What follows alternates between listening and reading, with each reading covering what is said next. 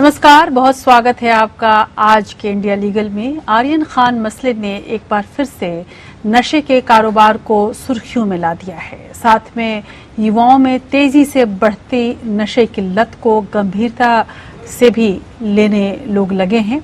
पिछले कुछ समय से ड्रग्स का कारोबार करने वालों पर एनसीबी की सख्त कार्रवाई हो रही है। पिछले साल बॉलीवुड में ड्रग्स कनेक्शन सामने आने के बाद एनसीबी ने कई पैडलर्स को लगातार गिरफ्तार किया और पूछताछ की। भारत में पिछले 3 सालों में ही ड्रग्स का बाजार 455% तक बढ़ गया है। हाल फिलहाल में एक पोर्ट पर लगभग 3000 करोड़ का ड्रग्स मिला, जो कि चिंतित करने वाला आंकड़ा है। पिछले अगर दिल्ली की हम बात करें तो 200% ये ऐसे मसले बढ़ गए हैं जो ड्रग्स के अपराध से जुड़े हुए हैं और अपराधियों को सजा देने के मामले में पिछले 4 सालों में 11% तक की वृद्धि हुई है। 2020 में नशीले पदार्थों के कारोबार से जुड़े अपराधों में 81% अपराधियों को सजा मिली है। देश में ड्रग्स का बढ़ता कल्चर गंभीर समस्या बन चुका है। अफगानिस्तान, पाकिस्तान, म्यांमार और नेपाल से हेरोइन, कोकीन और मॉर्फिन भारत के रास्ते दुनिया भर में सप्लाई की जा रही हैं। अफगानिस्तान दुनिया में अफीम का सबसे बड़ा उत्पादक देश है। चिंता की बात यह है कि पिछले 10 वर्षों में बच्चों और किशोरों से जुड़े मादक पदार्थों के मामलों में भी वृद्धि दर्ज की गई है। एनडीपीएस अधिनियम के तहत पिछले 1 दशक में कुल मामलों में 74% का इजाफा हुआ है। इसी अवधि में किशोरों से जुड़े ऐसे मामलों की संख्या भी दोगुनी से ज्यादा हो चुकी है।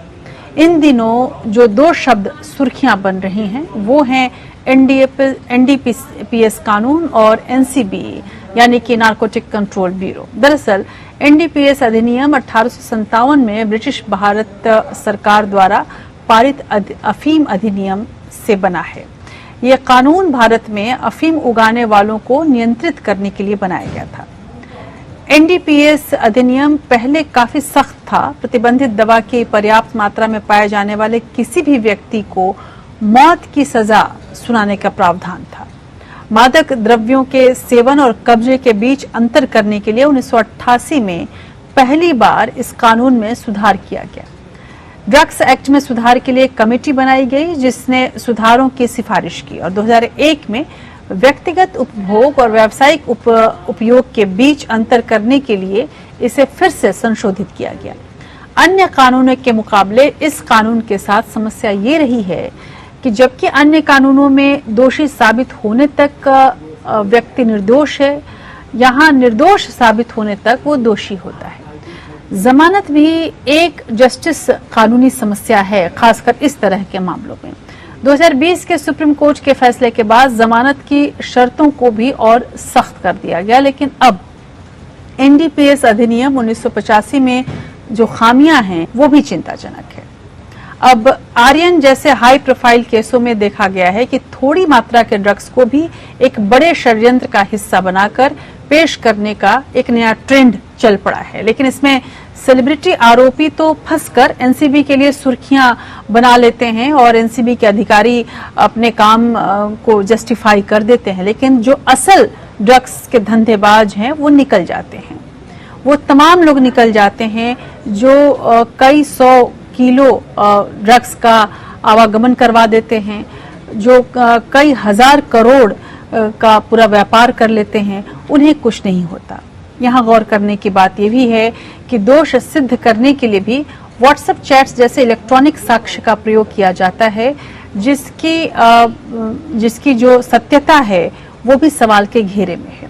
सवाल ये भी है कि क्या एनडीपीएस के तहत किसी को दोषी सिद्ध करने के लिए इस तरह के साक्ष्य पर्याप्त हैं?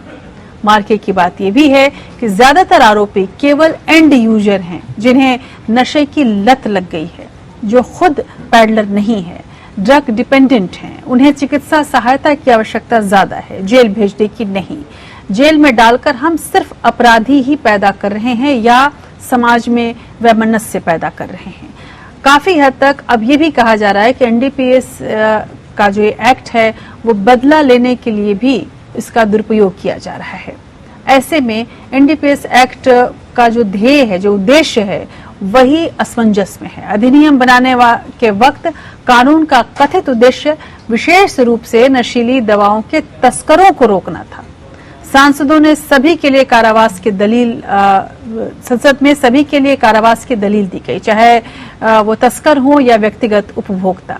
लेकिन 1985 में जो बहस हुई, उस बहस के मुद्दों के बीच में संसद बटी हुई थी और ये जो मुद्दे थे वो ये थे कि सख्त सजा के जरिए अपराधियों को सजा देकर ड्रग्स धंधे से हतोत्साहित करना और उपभोक्ताओं के पुनर्वास की जरूरत ज्यादा है।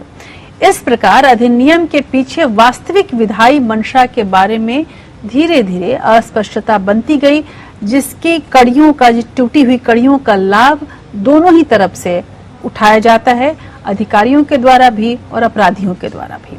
समिति ने यह निष्कर्ष निकाला था कि डिटरेंस या निवारक ढांचे से दूर जाना संभव नहीं है और सिफारिश की कि अगर कानून का उद्देश्य हासिल करना है तो दंड के प्रावधान को नशा करने वालों पर भी लागू करना होगा। वहीं अदालत की निगरानी में पुनर्वास या रिहैबिलिटेशन के पहलू पर कोई ध्यान नहीं दिया गया, जो कि एक अहम मसला है। इसकी नजरअंदाजी ने देश में नशीली दवाओं के खतरे से निपटने के लिए कानून को कमजोर किया। देश में पुनर्वास की निगरानी और कार्यान्वयन के लिए जिम्मेदार संस्थानों की कमी हमेशा से रही है, इस वक्त भी है। ज्यादातर अदालती फैसलों में दोषी के पुनर्वास पर जोर ही नहीं दिया जाता, उसे एक आम अपराधी की तरह देखा जाता है, जबकि देखा जाए तो ड्रग डिपेंडेंस या ड्रग डिपेंडेंट जो है वो उतना अपराधी नहीं है, वो एक मानसिक रोगी हो सकता है, लेकिन जो ड्रग पैडलर है वो अपराधी है। यहाँ पर ये जो कानून है वो कुछ इस अंदाज में आगे बढ़ रहा है जैसे दोनों में कोई अंतर ही नहीं है। उधर विधि सेंटर फॉर लीगल पॉलिसी का सर्वे है, उसमें ये सामने आया कि ड्रग्स के मामलों में ज्यादातर गिरफ्तारियां निजी उपभोग के लिए होती हैं, लगभग 59% का ये आंकड़ा है। ऐसे में पुनर्वास बेहद जरूरी हो जाता है। एक अन्य समस्या ये भी है कि जो कानून को बुरी तरह से प्रभावित करती है और वो ये है कि उपभोक्ता और व्यसन यानी कंज्यूमर और एडिक्ट के बीच किसी भी तरह का अंतर न होना। कानून उपभोग, कब्जा, उपयोग यानी कंजम्पशन, पोजेशन और यूज जैसे शब्दों का उपयोग जो है वो बिना किसी परिभाषा के करता है, जो कि आगे चलकर केसों के दलीलों और फैसलों को प्रभावित करता है। ड्रग्स से जुड़ी समस्या के और कई पहलू हैं, आज हम इसी पर विस्तार से चर्चा करने वाले हैं। लेकिन सबसे पहले एक रिपोर्ट आपको दिखाते हैं जिससे आप और हमारे तमाम दर्शक ये समझ पाएंगे कि किस तरह से इस पूरे कानून की जरूरत है और कितना उपयोग, कितना दुरुपयोग हो रहा है, कब कब इसमें परिवर्तन हुआ है और कहां कहां अभी परिवर्तन किए जाने की जरूरत है। देखिए रिपोर्ट।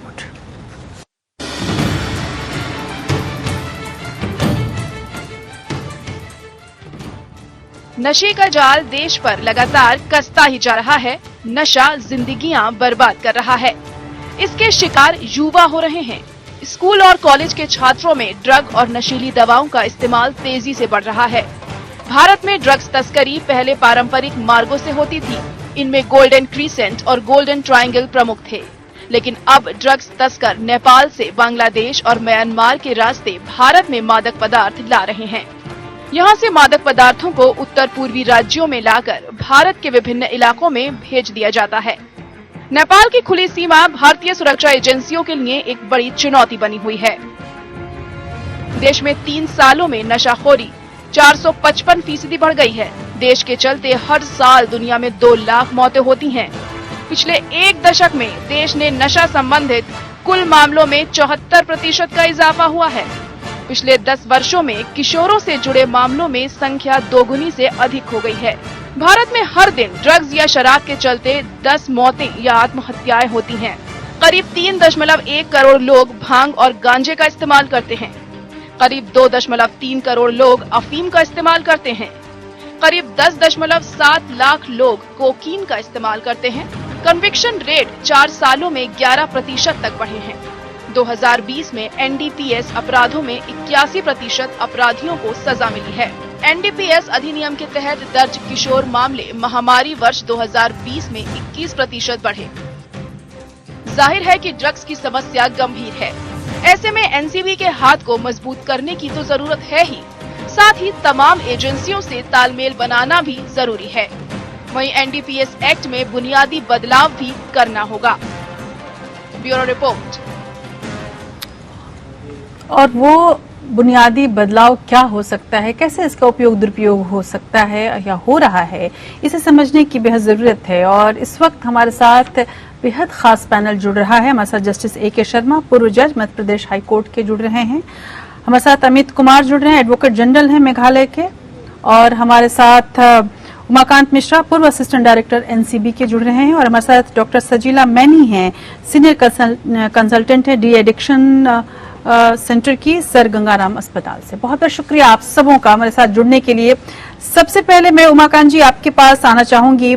पूरा मामला एनसीबी से उठा है और मीडिया में अगर रिपोर्ट्स आप देखें तो अलग अलग तरह की रिपोर्ट्स हैं, लेकिन मैं एक आंकड़ा देख रही थी। उस आंकड़े के हिसाब से अगर भारत में पिछले 3 सालों की हम बात करें तो ये ड्रग्स का जो बाजार है वो लगभग 455 यानी 455% बढ़ गया है, जो कि चिंतित करने वाला आंकड़ा है, इसमें कोई शक नहीं।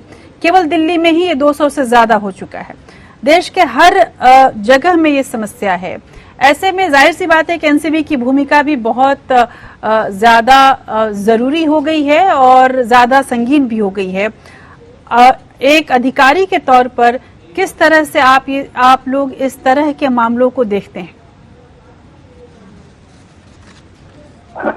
ऑपरेशनली हम अगर देखेंगे तो ये जो ड्रग्स का मामला है खाली इंडिया में नहीं है, ऑल ओवर द वर्ल्ड, पूरी दुनिया में जी। कहीं आप देखेंगे 2017 तक, ऑलमोस्ट 2019 जी, लगभग हमारे जो ड्रग्स के जो प्रोडक्शन वर्ल्ड प्रोडक्शन में या हमारी जो पड़ोसियां हैं, जैसे हम बड़ा फेमसली कहते हैं गोल्डन ईगल या बॉम्बे ट्रायंगल, जहाँ ईरान, अफगानिस्तान, पाकिस्तान या इधर जाए थाईलैंड, म्यांमार और कंबोडिया, लाओ, ये जो दोनों मेजर प्रोड्यूसिंग रीजन हैं, वो एक बड़ा गहन असर रखता है इंडिया के ड्रग्स सप्लाई के ऊपर। क्योंकि शुरू से ही आपने जैसे जो लीगल हिस्ट्री आपने बताया इससे इंट्रोडक्टरी स्टेज में, वो एक बड़ा ये है क्योंकि ये शुरू ही हुआ India as a transit country. 1980 तक इंडिया में प्रॉब्लम था। हालांकि इंडिया में हम 4000-5000 साल से पहले ही ये इसका प्रचलन है, लेकिन जो प्रॉब्लम एरिया है वो 1980 से ही शुरू हुआ, बिकॉज ऑफ ये जिसके लिए 1985 एक्ट लाया गया। अभी जो बात है, हाँ ये मानने हैं कि भाई ड्रग्स का जो इंसिडेंट है वो ऑन दी कंजम्पशन साइड जो सेवन करते हैं और जो सप्लाई साइड, ये दोनों में जरूर बढ़ा हुआ।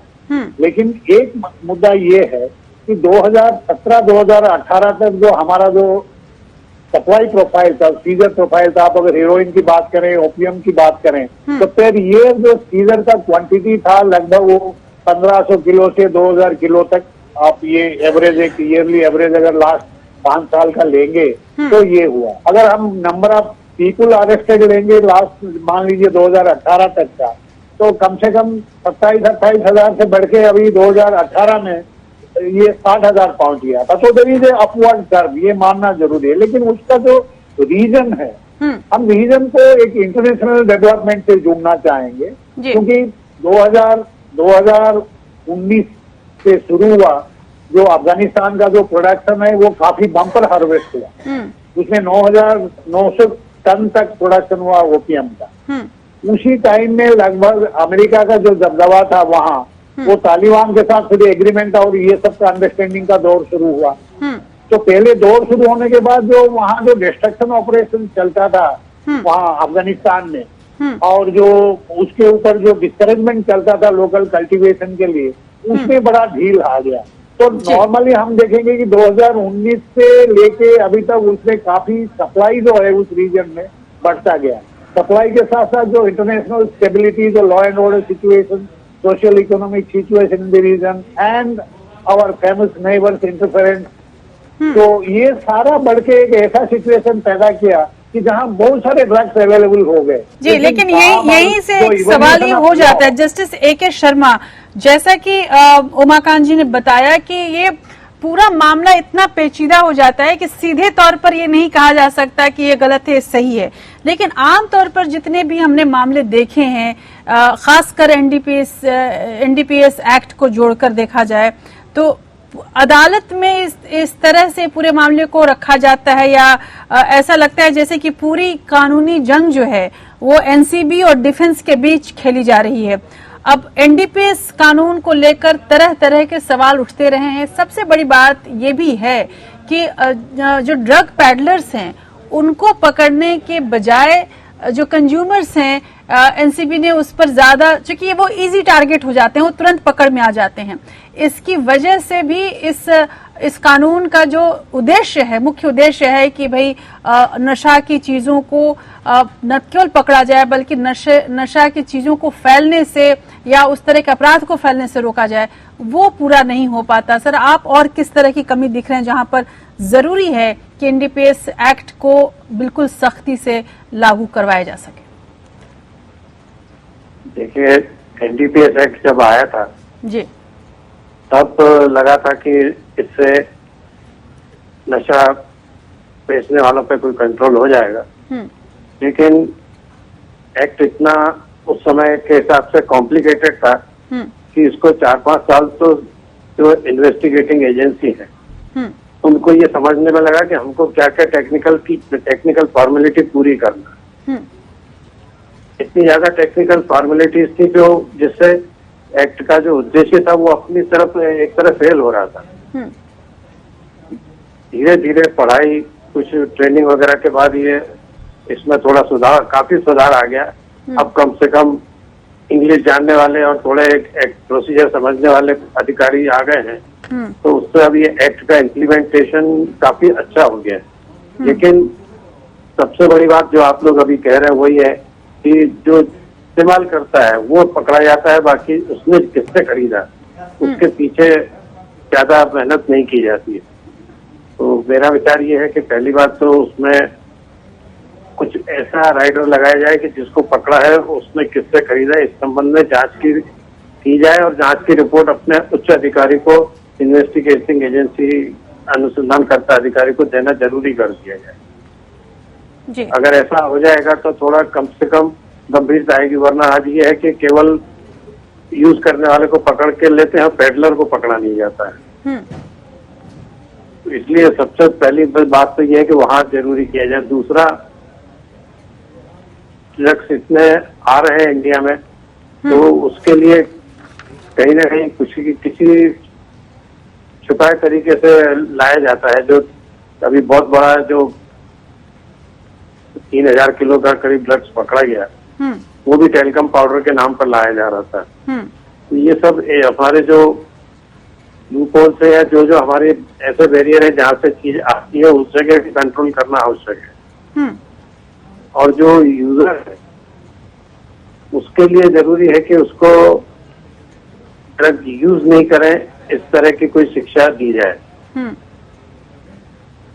इसमें एक बात मैं जो जरूरी समझता हूँ कि हमें ड्रग पेडलर का यूज करने वाले को पकड़ने की बजाय उन जगहों पर भी ध्यान सामाजिक संस्थाओं को देना चाहिए जहाँ से ये ड्रग की लत लगाई जाने की शिकायतें आती हैं जी। ऐसा माना जाता है कि, या ऐसा अनुभव में भी आया है कि कुछ बड़े स्कूल हैं, उनके बाहर जो लोग खोमचे वगैरह खाने से, नाश्ते वगैरह के लिए कुछ सामान बेचते हैं, वो लोग वहाँ के विद्यार्थियों को ये लत लगा देते हैं और वो लत फिर धीरे धीरे बढ़ती जाती है जी। तो ऐसी एजेंसी बनाई जाना चाहिए जो वहाँ पर कंट्रोल करने की कोशिश, पीरियडिक वहाँ पर चेकिंग करे, जिससे मतलब वो लोग वहाँ ड्रग्स वगैरह का सप्लाई ना कर पाए। जी बिल्कुल। और उससे भी पहले शायद ये जरूरी है जानना कि किसी का बच्चा या किसी का कोई परिवार का सदस्य कैसे नशे में आ रहा है, इसको अगर पता लगाना हो तो शुरू में ही शायद पता चले तो शायद बहुत तरह की समस्याएं से वो बच सकता है। मैनी, मैं आपके पास आना चाहूंगी। अगर कोई भी परिवार का सदस्य या कोई बच्चा नशा करने लगे तो किस तरह से आखिर पेरेंट्स या फैमिली मेंबर्स पता लगा सकेंगे कि इसे ड्रग्स की आदत हो गई है, ताकि वो समस्या आने के पहले ही बचा सकें अपने बच्चे को, अपनी फैमिली मेंबर को? वेरी ट्रू, ये बहुत इम्पोर्टेंट बात है क्योंकि आजकल देखा गया है राष्ट्रीय की बहुत ज्यादा एज ऑफ अपटेक जो है ये बहुत ज्यादा कम हो गया है। बहुत यंग बच्चे हमारे पास हमारे सेंटर के अंदर 7-8 साल के 10-10 साल के बच्चे आ रहे हैं जो कि काफी तरह के ड्रग्स ले रहे हैं। पेरेंट्स को बहुत सतर्क रहना चाहिए, क्योंकि देखिए ड्रग्स के अंदर अगर लीगैलिटी की बात करें तो 2 तरह की चीजें हैं। एक तो लीगल है जो कि हम सिगरेट और अल्कोहल के रूप में दे रहे हैं, और दूसरा जो है वो अपना जो इलीगल में नार्कोटिक्स और साइकोट्रोपिक ड्रग्स दे रहे हैं। तो इतना ज्यादा गांजा का सेवन हम देख रहे हैं कि दिल्ली के अंदर इतना ज्यादा गांजा का सेवन है, जिससे भी यंगस्टर्स है वो कहते हैं कि हम स्मोक अप कर रहे हैं। स्मोक अप का मतलब है कि सिगरेट को भर के पिया जा रहा है। अब भर के वो क्या डाल रहे हैं कि वो तरह डाल रहे हैं, गांजा डाल रहे हैं, स्मैक डाल रहे हैं। ज्यादातर नशे जो है वो सारे के सारे की शुरुआती तौर पर ये सिगरेट से शुरू होता है ना, क्योंकि कुछ भी धूम्रपान से धुआं शुरू होता है और फिर बड़ा नशा हो जाता है। तो पेरेंट्स को ये बहुत इम्पोर्टेंट है कि पेरेंट्स को इस चीज का ध्यान रखना चाहिए कि उनका बेटा कहीं बहुत ज्यादा एग्रेसिव तो नहीं हो रहा, कहीं चोरियां तो नहीं हो रही घर से, कहीं वो बहुत ज्यादा अजीब से तरीके का कंडीशन में तो नहीं जा रहा है, अलग थलग तो नहीं बैठ रहा है, एक्सट्रीम वायलेंस तो बिहेवियर नहीं हो रहा है। ये चीजें बहुत ज्यादा इम्पोर्टेंट है। उसकी आंखें लाल तो नहीं हो रही, वो कहीं ऐसा तो नहीं है कि बिल्कुल बाथरूम पे बहुत समय बिताता है। बहुत इंपॉर्टेंट है, क्योंकि ज्यादातर जितने बच्चे हैं छोटे वो बाथरूम के अंदर भी सेवन करते हैं। बाथरूम में घंटों तो नहीं बिता रहा, अपने कमरे को बंद करके तो नहीं रख रहा। तो ये चीजें जो है पेरेंट्स को इम्पोर्टेंटली देखनी चाहिए। जी अमित कुमार जी हमारे साथ। अमित जी, जब ये पूरा नेटवर्क जो एक माकान जी ने समझाया ये किस तरह से चलता है, उसके बावजूद जो हमने जैसे कि अभी जैसे A.K. शर्मा जी ने भी कहा कि हम वहां तक ही पहुंच पाते हैं जो यूजर हैं, जो एक्चुअल ऑफेंडर्स हैं या जो एक्चुअल कल्प्रिट्स हैं, वहां तक हम नहीं पहुंच पाते। अगर चाहे वो कोई भी हो, यूजर हो या कल्प्रिट हो, यहाँ पर मैं ये एक और चीज देख रही थी कि अगर जो यूजर भी होता है वो भी NDPS का जो पूरे मामले होते हैं, इन केसों में जमानत जो है वो लेना बड़ी मुश्किल हो जाता है।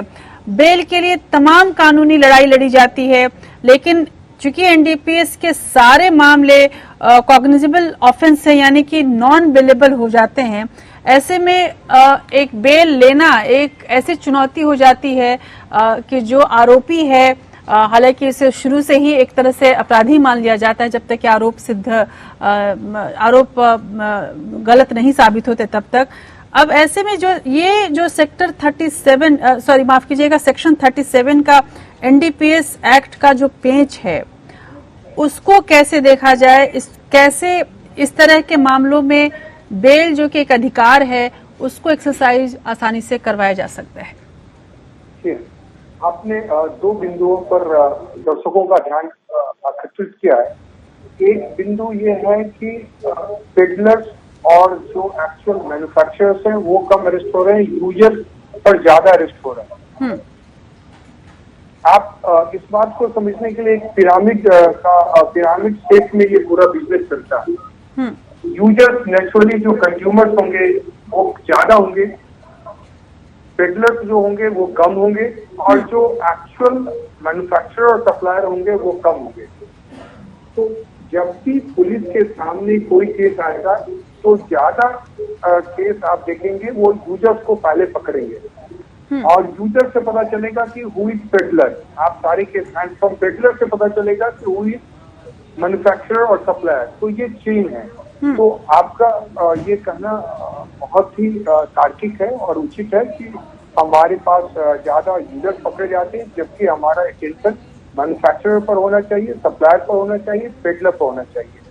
But users are easy target, that I agree. Now second point which आपने जो रेज किया है वो कहा 37 में जो बेल के कंडीशंस 37 में है वो स्ट्रिंजेंट है, और दो कंडीशंस हैं फॉर ग्रांट ऑफ बेल। एक तो ये है कि पब्लिक प्रोसिक्यूटर को सुनना अनिवार्य है, बिना पब्लिक प्रोसिक्यूटर को सुने हुए बेल नहीं ग्रांट की जा सकती। और दूसरी जो कंडीशन है, और सेकंड कंडीशन ये है कि accused will presume the prosecutor will presume the accused guilty of the offense।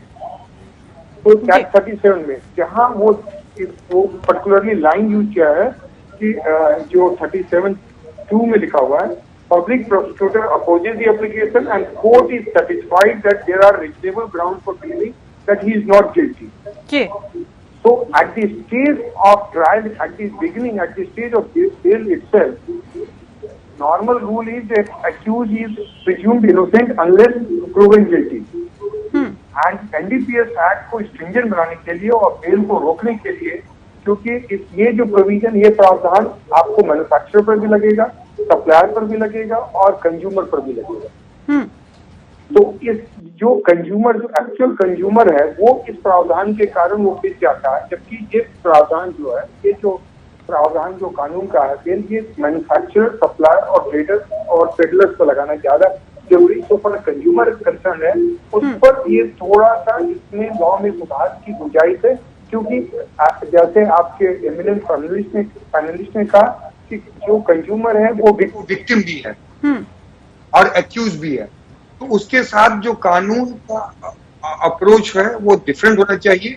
But आपका कहना सही है, ये लॉ इस पर्टिकुलर प्रोविजन में फॉर्म की जरूरत है और कानून में रिफॉर्म की जरूरत, but at the same time one has to keep in mind that maximum punishment under for the consumer is 1 year and for cannabis is 6 months.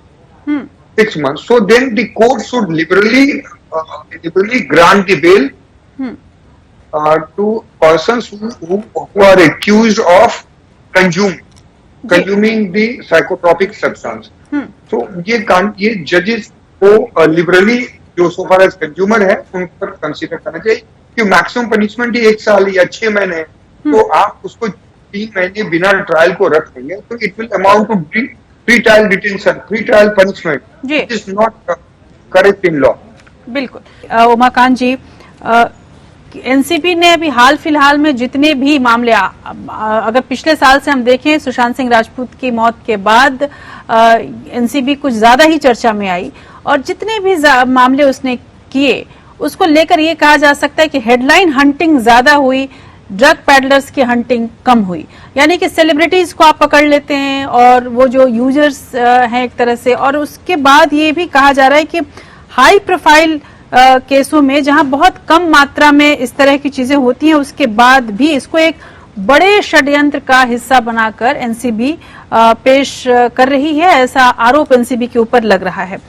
ऐसे में जो एक्चुअल कल्प्रिट है जिसे हम पकड़ने की बात कर रहे हैं वो बचकर निकल जाते। क्या आपको लगता है कि एनसीबी की जो पूरी प्रक्रिया है, इन्वेस्टिगेशन की प्रक्रिया है, उसमें भी अब कहीं सुधार की जरूरत है, सोचने की जरूरत है? जिस तरह से इस तरह के मामले आते हैं और जो एक्टिविटी दिखाई जाती है उसमें जो बड़ी मछलियों को नहीं पकड़ने की कोशिश दिखती है एनसीबी की तरफ से।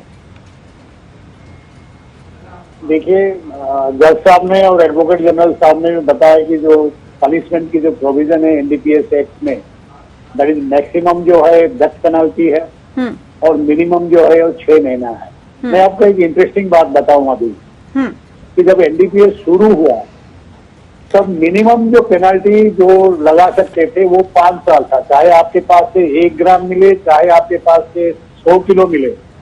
जो मिनिमम पेनल्टी हुआ करता था जो जज दे सकते थे वो 5 साल की दे सकते थे। तो ये जब बातें हुआ तो जो जुडिशियरी भी है उन्होंने भी ऑब्जेक्शन लेना शुरू किया कि भाई ये ऑब्जेक्ट हमारे जो डिस्क्रेशन का है, हाउ डू वी जज एक छोटा सा जो मिटिगेटिंग फैक्टर्स है जिससे हम ये नहीं कर सकते हैं। अगर कोई कंजम्पशन है 1 ग्राम के साथ पकड़ा गया है उसको भी हम 5 साल देने से हमारा मन नहीं मानता।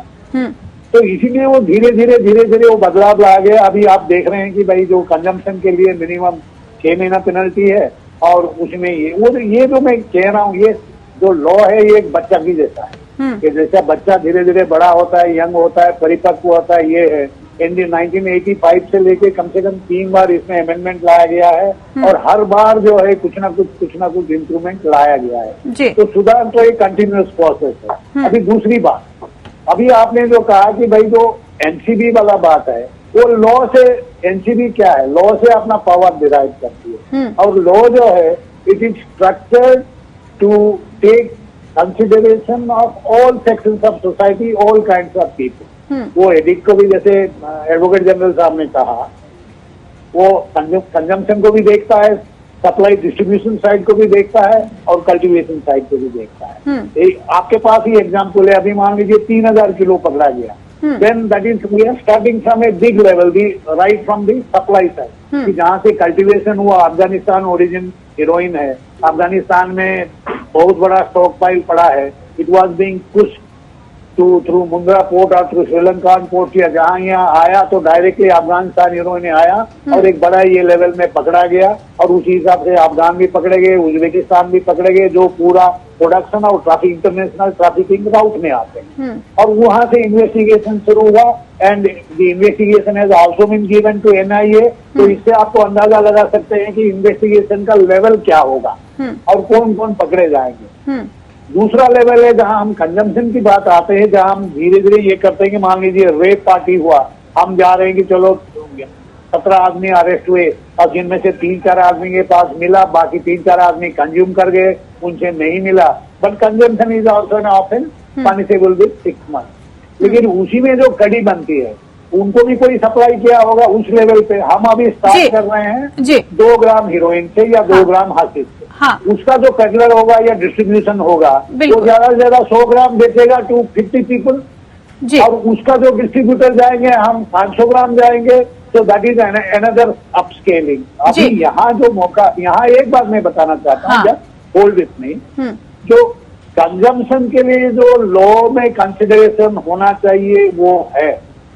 Most of the times what happens, the drug dependent person or the advocates advising him, they don't advise them properly. Why I am telling you this? कि लॉ में 6 महीना रख दिया बिल्कुल कम से कम पेनाल्टी, जो बेलेबल प्रोविजन और जो कंडीशन रख दिया वो जो लागू होता है कि भाई the government counsel will be given opportunity and the court should be satisfied that they will not commit any crime. ये जो twin conditions है वो लागू होता है commercial quantity के लिए.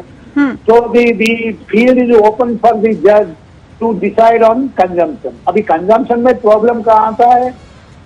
प्रॉब्लम इसीलिए आता है कि कंजम्पशन में 2 लेवल में एडिक्ट को बेनिफिट मिल सकता है लॉ के हिसाब से. एक है 39, सेक्शन 39 है, जो कि ट्रायल के बाद अगर जज चाहे तो उसको करेक्शनल फैसिलिटी दे सकता है, जेल नहीं दे सकता. 64A एक सेक्शन है जो कि कोई एडवोकेट एडवाइज नहीं करता किसी को भी. 64A में प्री ट्रायल उसको इम्यूनिटी मिल सकता है. He that fellow offers for voluntary treatment in any government recognised hospital. वहां कोई उसको प्रोसिक्यूशन, इम्यूनिटी फ्रॉम प्रोसिक्यूशन कुछ भी नहीं होगा उसको. तो ये जो पहले जो उसी को वो फ्री लेना है एंड उसके बाद जो करना है, जो लीगल फैसिलिटी अवेलेबल है वो पहले अवेलेबल करे. 64A में जाके वो डिपार्टमेंट को क्लेम करे.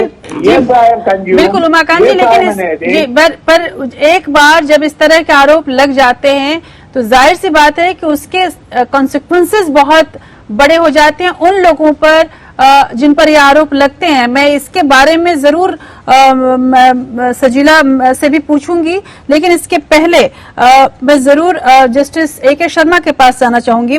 Justice A.K. शर्मा, जैसा कि बता रहे हैं उमाकांत जी कि बहुत सारे रेमेडीज हैं, लेकिन जिस तरह से कानून के जो कानून है नशे की लत को लेकर, उसमें जो भी आता है वो आरोपी भी एक तरह से अपराधी के तौर पर देखा जाता है. अब ऐसे में अगर हम उसके सामाजिक और रिहेबिलिटेशन की बात करें या सोशल रिकॉग्निशन की बात करें तो एक बड़ा सवाल इस पर खड़ा हो जाता है. ऐसे में NDPS कानून में क्या इसको आपको लगता है कि इसको ज्यादा ह्यूमैनिटेरियन बनाने की जरूरत है ताकि ये फर्क किया जा सके? देखिए, NDPS एक्ट जब बना था तब उसमें पुनर्वास का या रिहेबिलिटेशन का कोई प्रावधान नहीं. 2-3 साल बाद चैप्टर 2A जोड़ा गया जिसमें पुनर्वास के लिए बजट के प्रावधान का कुछ किया गया और पुनर्वास के लिए प्रयास करने के लिए कुछ प्रावधान किया गया. NGO का भी प्रावधान किया गया, लेकिन उसका उपयोग सार्थक रूप से होता नजर नहीं आ रहा है. जी.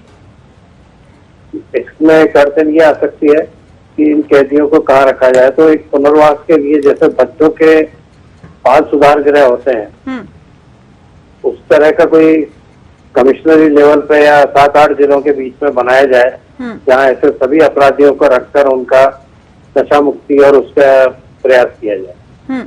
तो उस लेवल पे प्रयास करने से हो सकता है, जबकि वरना साधारण जेल में रहते हुए ये प्रयास संभव नहीं है जी, बिल्कुल। क्योंकि केवल 1 साल की या 6 महीने की सजा वाले को अगर जेल के और कैदियों के रहते हुए अलग से ये नशा मुक्ति का प्रयास किया जाएगा तो वो ठीक नहीं दिखेगा।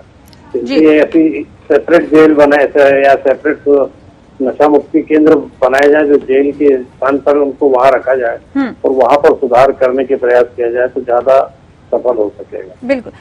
तो कानून में तो जैसे जैसे अड़चनें आ रही हैं तो सुधार किया जा रहा है और जो सामाजिक संस्थाएं वो भी इसमें आगे आकर भाग ले रही हैं। बिल्कुल जी। लेकिन सजीला, यहाँ पर एक सवाल वो भी उठ रहा है कि अगर हम ड्रग्स की बात करें और कंज्यूमर की बात करें तो इसमें एक तो एडिक्ट हैं जो लगातार लेते हैं, उन्हें तो आप रिहैबिलिटेशन सेंटर पे रखें, उन्हें सुधारने की कोशिश की जा सकती है। कुछ ऐसे भी हैं जो एक्सपेरिमेंट करते हैं, वो एक रेगुलर कंज्यूमर नहीं है, हो सकता है वो पहली बार ले रहे हो या हो सकता है उन्होंने एक्सपेरिमेंट के तौर पे प्रयोग के तौर पे 1-2 बार किए हो या किसी दोस्त के कहने पर किए हों। लेकिन अगर अब वो एनसीबी के अगर चक्कर में आ जाते हैं या इस तरह के मामलों में फंस जाते हैं तो जाहिर सी बात है कि उन्हें भी एक तरह का एक सामाजिक बदनामी जो है, एक टैबू है हमारे देश में कि अगर कोई भी इस तरह का करता है तो उसे एक बहुत ही ज्यादा अपमान का सामना करना पड़ता है एक सामाजिक तौर पर जो हमारा माहौल है। किस तरह की स्थितियां आपने देखी हैं? बिल्कुल बिल्कुल राशि जी, पहली बात तो मैं ये कहूंगी कि हमें एक carrot and stick approach apply करना चाहिए। जो लोग रेव पार्टी में जा रहे हैं, ऐसा नहीं है कि वो घर पे ड्रग नहीं कर रहे, वो बहुत खुले हुए हैं ड्रग करने के। उनके पास ड्रग के सोर्सेज भी उनको पता है। अगर आप ये कहें, आप ब्लॉक की बात कर रहे थे, मैं बहुत वरिष्ठ लोग बैठे हैं, मैं उनके सामने मतलब इस फील्ड से रही हूँ, फिर भी बोलना चाहूंगी, यहाँ भी कड़ी, जो भी कड़ी हमें मिल रही है, एक कंज्यूमर भी एक कड़ी है, एक कंज्यूमर भी एक आखिरी की कड़ी है। उसको भी हम अगर बड़े को नहीं पकड़ पा रहे तो छोटे से लेके बड़े पे आ जाएंगे। एक बहुत बड़ा ग्रे एरिया है जिसको हम लोग मिस कर रहे हैं, क्योंकि मैं इतना ड्रग देखती हूँ, रेगुलरली इन एंड आउट लोगों को ड्रग एडिक्ट को देखती हूँ। बहुत सारे ड्रग एडिक्ट ऐसे हैं जो कि खुद ही ड्रग पेडलर हैं। तो अगर आप ये कहें कि ड्रग पेडलर अलग है और ड्रग एडिक्ट अलग है, तो अलग अलग का एरिया बहुत ग्रे है। कई लोग जो एडिक्ट हैं, जब पैसा पूरा नहीं बनता वही पेडलर बन जाते हैं। तो मैं ये कहूंगी जो रेप पार्टीज में इतना ओपनली काम कर रहे हैं, जरूर उनके साथ सख्ती थोड़ी सी होनी चाहिए, एग्जाम्पलरी होनी चाहिए। अगर यहाँ पे ये 6 महीने की सजा और 1 साल की सजा भी ना दी गई तो बहुत ही ज्यादा इसका मिनेज बढ़ता जाएगा। लोगों के अंदर पहले ही डर, आपने पहले अपने ही उसमें बताया है, बहुत बढ़िया आपका संक्षिप्त 10 मिनट में जो आपने शुरू में बताया कि जो ड्रग का प्रॉब्लम इतना बढ़ गया है, बढ़ इसलिए गया है कहीं ना कहीं हमारी ढील है। ढील नहीं होनी चाहिए, दोनों चीजें होनी चाहिए। और किसी ने अगर ट्रीटमेंट को लेना है और किसी ने अगर छुड़वाना है तो सपोर्ट्स हैं, सब सपोर्ट्स हैं, सब पर प्रोवाइडेड है। लोगों को आजकल क्या है, यंगस्टर्स के अंदर एक एक्सपेरिमेंटेशन का शौक बहुत ज्यादा है। और दूसरा एक और चीज है जो मैं अभी इस डिस्कशन के अंदर देख रही थी, आपने कहा था पोजेशन में होने में और कंजम्पशन में। मैम, जितने भी हमारे पास पेशेंट आते हैं, पहली बार वो यही कहते हैं आपके बैक से क्यों पकड़ा गया, क्योंकि किसी फ्रेंड का था। तो पोजेशन वो वही बंदा रखता है जो कंज्यूम करता है। वो शुरू में बचने के लिए अपने आप को कह देगा मेरा नहीं है किसी और का है, इसे हम कैसे प्रूव करें। तो कहीं ना कहीं हमें सख्ती से ड्रग के मिनेज को हटाना है, तो सख्ती से उसको हटाना पड़ेगा। हम बहुत खुश हैं एनसीबी के इस रवैये से, बिल्कुल एक्टिव अप्रोच से। और अगर सपोर्ट चाहिए तो पूरा सपोर्ट है हमारे अस्पताल के अंदर, हम पूरे अच्छे चलिए अमित, यहाँ पर एक और बड़ा सवाल उठ जाता है कि ठीक है, अगर चलिए एनसीबी ने कार्रवाई भी शुरू कर दी और कुछ इस तरह के ड्रग कंज्यूमर्स या पैडलर्स पकड़े भी जाते हैं, लेकिन हाल फिलहाल में जो देखा जाता है, चूंकि डिजिटल के वर्ल्ड में हम लोग जी रहे हैं, डिजिटल के जमाने में जी रहे हैं, बहुत सारे मामले, अगर पिछले साल के मामलों से यदि मैं उठाऊं और अब तक के मामलों पर उठाऊं तो ज्यादातर मामले व्हाट्सएप चैट्स जैसे जो इलेक्ट्रॉनिक एविडेंस हैं इसके आधार पर भी बनाए गए हैं। अब आपको ऐसा लगता है कि ये जो व्हाट्सएप चैट्स हैं वो एनसीबी के लिए पर्याप्त होंगे कोर्ट के अंदर किसी भी अपराधी के दोष को सिद्ध करने के लिए? यदि व्हाट्सएप चैट के बेसिस पर कोई रिकवरी होती है, व्हाट्सएप चैट के बेसिस पर ये पता चलता है कि ये ड्रग यहाँ स्टोर किया गया है, इस पर्सन ने कंज्यूम किया गया, उसके बेसिस पर रिकवरी होती है, तो वो recovery section 27 of evidence act में पर्याप्त होगी अपराधी को सजा दिलाने में। सो सेक्शन 27 का रोल आता है, व्हाट्सएप चैट क्या है, एक इंफॉर्मेशन, उस इंफॉर्मेशन के बेसिस पर यदि कोई रिकवरी होती है तो सर्टेनली अंडर सेक्शन 27 ये एविडेंस होगा और एविडेंस के बेसिस पर जो अक्यूज है उसको सजा मिलेगी। ये एक मुद्दा ये था। दूसरा मुद्दा ये है कि डॉक्टर मैनी ने कहा कि कंज्यूमर के साथ भी हमें सख्ती करनी चाहिए और एनसीपी का कदम सराहनीय है। मैं यहाँ कहूंगा कि और उन्होंने ये इस बात पर ध्यान आकर्षित किया कि ये ग्रे एरिया है, कंज्यूमर भी कभी पेडलर हो जाता है और वो भी सप्लायर हो सकता है। यहाँ पर कहना है कि आप यदि कंज्यूमर पेडलर होगा तो उसके खिलाफ एक्शन लेने के लिए मतलब वो 6 मंथ्स और 1 ईयर के कैटेगरी में नहीं आएगा। उसको 10 साल की सजा होगी, कमर्शियल क्वांटिटी होगी तो और रिपीट होगा तो उससे भी कड़ी सजा होगी। आप कंज्यूमर को आप विक्टिम के रूप में भी आपको देखना पड़ेगा, क्योंकि वो कंज्यूम कर रहा है तो वो सोसाइटी के कुछ और सोसाइटी का भी फेल्योर है और हमारा भी फेल्योर है to bring back them into the mainstream. तो कंज्यूमर के साथ हमें डिफरेंट अप्रोच लेना पड़ेगा और कानून में भी यही अप्रोच है 6 मंथ्स और 1 ईयर के लिए। पेडलर के लिए डिफरेंट है और सप्लायर के लिए डिफरेंट है।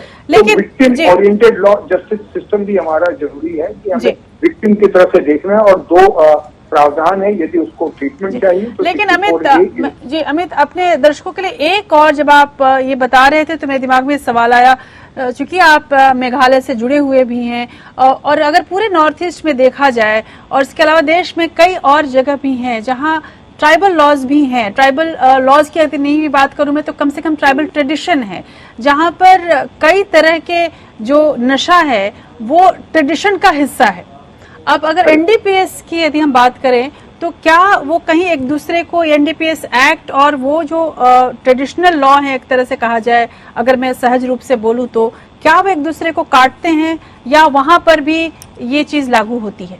देखिए, जो सोफर एज नॉर्थ ईस्ट की ये है एक 6 शेड्यूल कॉन्स्टिट्यूशन का हिस्सा है, उसमें प्रोहिबिशन के लिए लॉ, आप जैसे बिहार में प्रोहिबिशन है वैसा लॉ आप नॉर्थ ईस्टर्न स्टेट के कंसेंट के बिना नहीं ला सकते।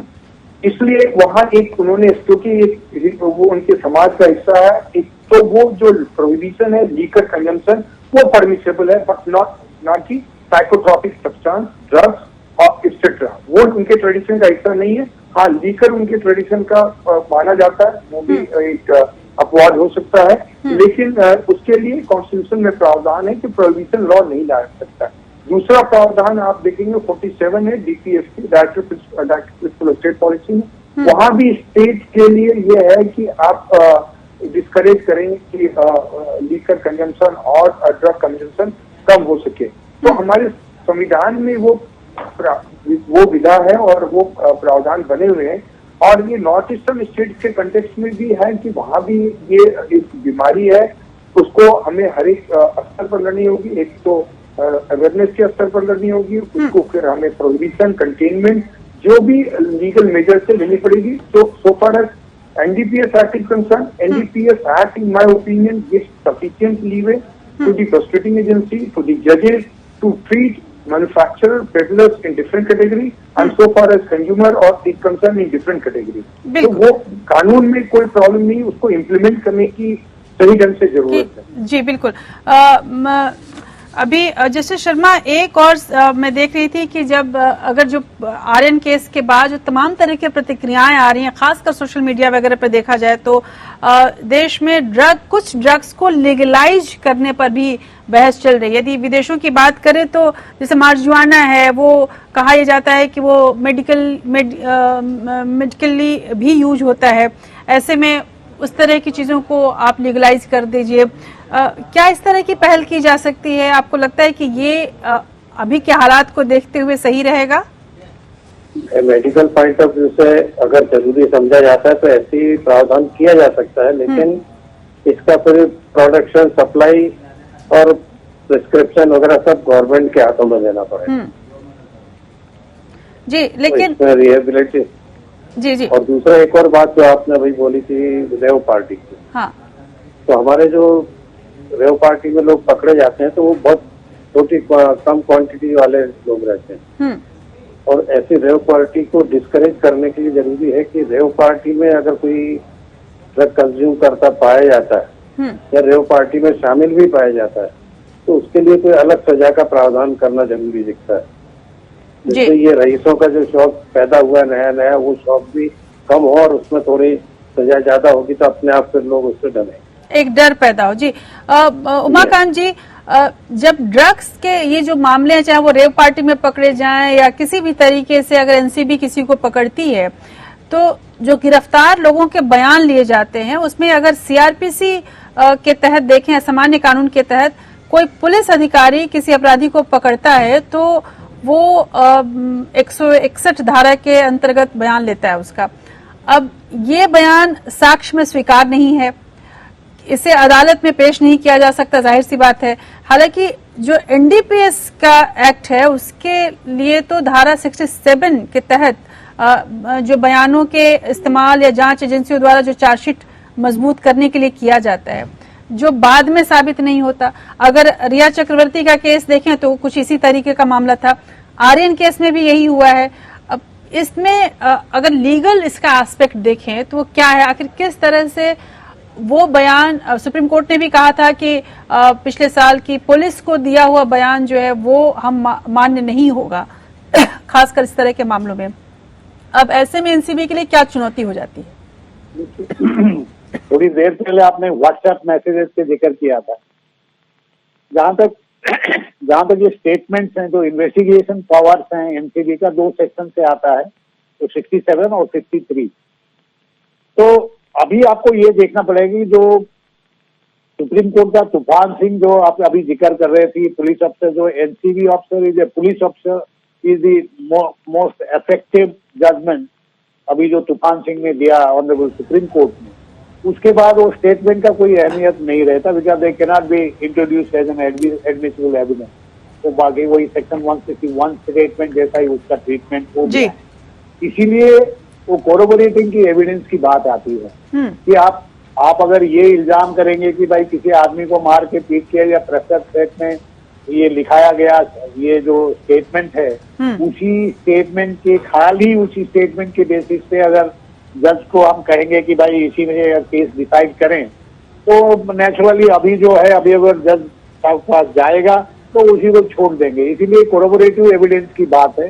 जहां तक आपने व्हाट्सएप मैसेज कहा या पोजेशन हुआ या कहीं एपरेटस उसको मिला, स्मोकिंग का एपरेटस मिला या कोई ईमेल कॉन्फ़िगरेशन है या कुछ भी है, there has to be other corroborative evidence to support your case. अभी खाली एक स्टेटमेंट के बेसिस पे court is not amenable to give you a punishment जी। तो वहां अभी एनसीबी भी इसीलिए एक फेयर इन्वेस्टिगेशन एंड, क्योंकि हमारा जो टोटल लीगल सिस्टम है that is evidence based, whether it is an investigating agency और it is trial and the जजेस ऑर्डर। तो इसीलिए क्या है कि अभी आपको एक सीरीज ऑफ कोरोबोरेटिंग एविडेंस चाहिए। खाली कोई एक चीज के बेसिस पे आपके इल्जामात में या एडमिशन जो कि पॉसिबल है कि भाई बाय कोएर्सन लिया गया है तो उसी से आपको सजा नहीं मिलेगा। बिल्कुल जी। मैंने आपसे जरूर जानना चाहूंगी, अब बिल्कुल मैं आखिरी दौर में हूँ, एक सलाह आपसे जरूर लेना चाहूंगी कि अगर किसी का बच्चा या किसी का फैमिली मेंबर इस तरह के लतों में पड़ भी जाए तो ऐसे में किस तरह की एक काउंसलिंग की जा सकती है, या फिर आपको ऐसा लगता है कि अकेलेपन से भी ड्रग्स की लत बढ़ती है? और एक आंकड़े के हिसाब से मैं देखूं तो एनडीपीएस अधिनियम के तहत जो मामले थे उसमें 2020 में 21% ये मामले बढ़े, जिसमें जो 264 के आसपास हो गए, जिसमें अकेलापन एक बड़ा कारण बना रहा। 2 चीजें यहाँ पर है कि आखिर जब रिहेबिलिटेशन कराना हो तो क्या तुरंत दवाइयों को शुरू कर देना चाहिए, काउंसलिंग की जानी चाहिए, क्या सबसे पहले करना चाहिए? सबसे पहले तो मैं एक चीज बताऊंगी कि अकेलेपन के कारण कितना शुरू होता है वो तो कहा नहीं जा सकता, मगर अगर कोई इंसान ड्रग लेता है तो वो जरूर अकेला हो जाता है थोड़े टाइम के बाद वो संसार से कट जाता है, अपने को खून में संभाल लेता है, उसको कुछ अच्छा नहीं लगता, कोई संसार की कोई चीजें उसके लिए मायने नहीं रखती, वो और उसके जो नशे के जो मंडली है वो उसको पसंद आती है। जी। पहली चीज तो ये है कि कारण जो है वो कॉज एंड इफेक्ट की बात है, ये इफेक्ट है। हम लोग इसको उसमें देखते हैं, कारण नहीं। कारण कैसे शुरू होता है? नॉर्मली बच्चे एक्सपेरिमेंटेशन करते हैं, जैसे कि अभी आपने बोला था, एक्सपेरिमेंटेशन का बच्चों को बहुत शौक होता है, एडवेंचर, एक्सपेरिमेंटेशन और अलग अलग चीजों को ट्राई मारना कि देखो इसमें क्या मजा आता है। कोई बताता है ये ज्यादा रेस पार्टी भी ज्यादातर यही होती है। और जो लोग बहुत ज्यादा जैसे छुट्टियों में भी जाते हैं, वेकेशन में जो बच्चे जाते हैं, जैसे ट्रिप पे जाते हैं, वो भी अलग अलग तरह के एक्सपेरिमेंटेशन करते हैं। इसको मेरा यही था कि पहले यही वो था कि कहीं हमको इसको बढ़ावा नहीं देना है, इसीलिए सख्ती की जरूरत है। बाकी जो ट्रीटमेंट की बात है, ट्रीटमेंट की बात मैं आपको बताती हूँ। ट्रीटमेंट जो है दवाई और मानसिक दोनों। क्या है कि कोई भी नशा मानसिक रूप से भी इंसान को ग्रसित करता है और शारीरिक रूप से भी करता है, तो दोनों तरह से करता है। तो जो ट्रीटमेंट है इकलौता कभी भी कामयाब नहीं होता।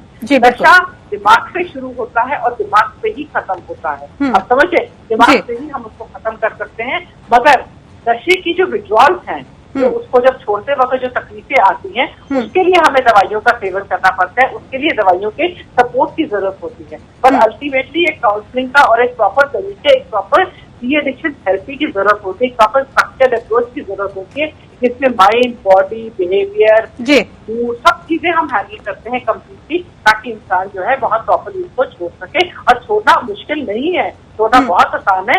विड्रॉल इम्पैक्ट जो है वो सिर्फ हफ्ता या 10 दिन तक रहते हैं, उससे ज्यादा नहीं रहते हैं। उससे ज्यादा इंसान अगर कुछ भी चाहे तो भी छूट सकता है, और छोटा आसान है। एक चीज मैं बहुत आपके चैनल के माध्यम से बोलना चाहूंगी, लोगों को इसके अंदर, यंगस्टर्स के अंदर एक बहुत गलत धारणा बनी है कि इंजॉयमेंट मतलब नशा। आप समझ रहे हैं, इंजॉयमेंट मतलब नशा, एंजॉयमेंट का मीनिंग ही नशा बना दिया, सिनोनिम बना दिया। जब तक ये नहीं हटाएंगे, जिंदगी नशा नहीं है, जिंदगी बहुत खूबसूरत है। नशे में जाके आप एक डेड एंड के अंदर जा रहे हैं। जी, मेरी ये रिक्वेस्ट है कि इंजॉयमेंट और नशे को दोनों बिल्कुल कहीं न कहीं आपसी कम्युनिकेशन की ज्यादा जरूरत है, समझाने की, बात करने की जरूरत है, एक सामाजिक परिवर्तन की जरूरत तो है ही। साथ में जस्टिस शर्मा, अंत में मैं आपसे एक और जो सवाल मेरे दिमाग में आ रहा था कि जितने भी अगर अपराधी भी मैं कहूँ या नशेबाज कहूँ या इस तरह के मामलों में पकड़े गए जो लोग हैं उनकी बात करूं, तो मैं एक आंकड़े के हिसाब से देख रही थी कि 2.1% लोग गैर कानूनी नशीले पदार्थ का सेवन भारत में करते हैं, जिसमें मिजोरम, पंजाब और दिल्ली जैसे तमाम स्टेट्स हैं। 44% ड्रग एडिक्ट्स नशा छोड़ने की भी कोशिश करते हैं, वो चाहते हैं कि वो नशा छोड़ दें। उनमें से 25% को ही हालांकि इलाज मिल पाता है, जिसका आपने जिक्र किया कि रिहैबिलिटेशन सेंटर बढ़ाने की जरूरत है। अब ऐसे में ऐसे लोग जो कि ड्रग डी एडिक्शन की ओर जाना चाहते हैं, आपको लगता है कि इनको सजा में राहत मिलनी चाहिए? जी हाँ, बिल्कुल मिलना चाहिए। कोई आदमी अगर सुधरना चाहता है तो उसको सुधरने का मौका देना चाहिए। उसमें सजा का पार्ट जो है वो रिहेबिलिटेशन के जरिए उसको कम किया जा सकता है जी। और पुनर्वास के लिए जरूरी है कि शासकीय डिवोटेड डॉक्टर्स और स्टाफ के साथ पुनर्वास केंद्र खोले जाए, क्योंकि कई बार प्राइवेट जो केंद्र हैं वो बहुत कॉस्टली पड़ जाते हैं। तो जो अपने बच्चों को कई बार भेजते हैं, जो सक्षम है वो भेज पाते हैं, वरना इनका खर्चा हजारों लाखों में आता है, 1 महीना, 1.5 महीना, 2 महीना रहने का। तो एक सस्ती व्यवस्था शासन के लेवल पे करना चाहिए।